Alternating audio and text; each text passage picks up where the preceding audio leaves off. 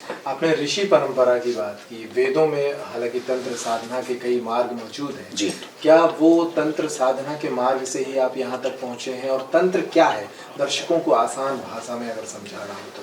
तंत्र एक अलग विषय है, मंत्र एक अलग विषय है जी। यंत्र एक अलग विषय है, सिद्धि एक अलग विषय है। बागेश्वर धाम पर सिद्धि चल रही है। बागेश्वर धाम से जो सिद्धि प्राप्त हुई है, उस सिद्धि से यहाँ कृपा चल रही है। उस सिद्धि के अनुसार, उसके मार्गदर्शन अनुसार यहाँ पर लोगों को लाभ मिल रहा है। जो तंत्र है, तंत्र काम करता है तंतु से, अर्थात मन की भावनाओं को प्रकट करके अमुक देवी इष्ट को सिद्ध करना, उसकी कृपा प्राप्त करना, पर उनसे प्रार्थना करके आए हुए साधक, आए हुए रोगी, आए हुए व्यक्ति के लिए प्रार्थना करना, तो वो इष्ट अपनी कृपा से, अपने विशेष एनर्जी के द्वारा उस व्यक्ति को ठीक करवा देता है, अथवा उसे प्रत्येक कार्य में सफलता का आशीर्वाद मिल जाता है। जी।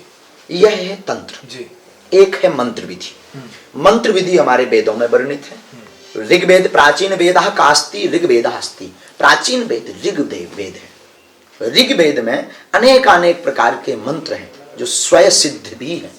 स्वयं सिद्ध का अर्थ है जिन्हें विशेष सिद्धि के प्रयोजन की आवश्यकता नहीं।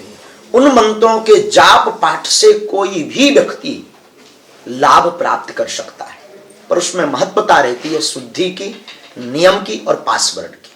पासवर्ड का अर्थ उसका गोपनीय रहस्य क्या है जी। क्योंकि श्लोक का अर्थ कुछ और होता है और मामला कुछ और होता है, और उसमें जो पासवर्ड लगा रहता है वो कुछ और होता है, उसी के अंदर ही होता है। उसी पासवर्ड को समझने के लिए हमें गुरुजनों की परंपरा को ग्रहण करना पड़ता है। वो हो गया मंत्र। वो हो गया मंत्र। जी। तंत्र, मंत्र, यंत्र।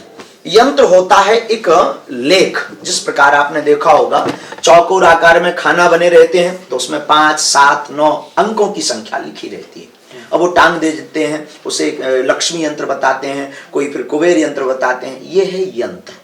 इस यंत्र विधि में अंकों की महत्वता है कि वह अंक, जितने अंकों की महत्वता जिस यंत्र में होती है, उन अंकों को अगर लिख करके रख दिया जाए तो वो अपनी एक एनर्जी प्रकट करते हैं, और जिस कार्य के लिए रखा जाता है उस कार्य पर पॉजिटिव एनर्जी प्रवाहित करते हैं, तो लोगों को सकारात्मक रिजल्ट प्राप्त होने लगता है। ये है यंत्र।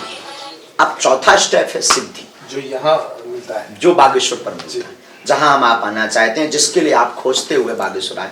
आपने कहा 2 घंटे इंतजार करना पड़ा। ये यहाँ कर कहा जाए तो परंपरा में ही अब चल रहा है। खूब प्रयास किया जाए तब भी जल्दी, अब 12 बज रहे हैं फिर भी ये जो है अभी दरबार लगेगा पुनः भी।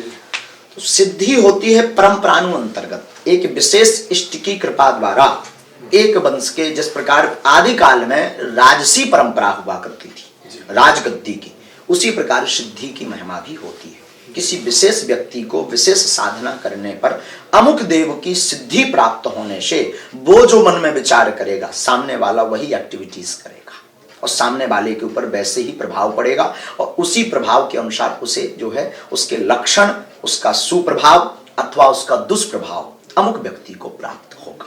तो जो सदुपयोग कर लेता है उसे भगवत कृपा लोग मानते हैं, और जो दुरुपयोग करता है उसको राक्षस व्यक्ति मानते हैं।